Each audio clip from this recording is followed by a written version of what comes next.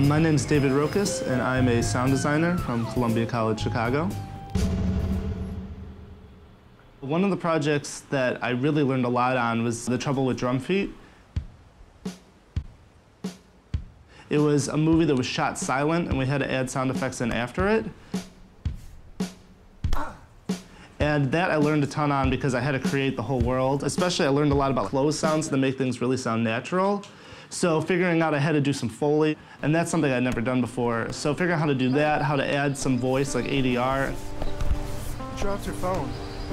Also just matching up sound effects perfectly when everything's silent. So kind of creating the world and making it seem natural even though it was recorded without any sound. So that's something I learned a lot on. I think that was a good skill to learn. I think you're overreacting.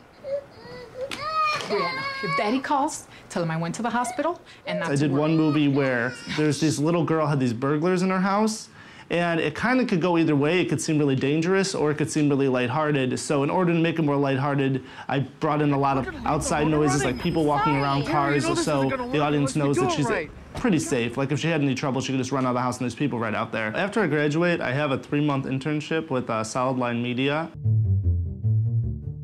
I'm gonna help them on the shoots, and then I'll hopefully be helping in post and things like that.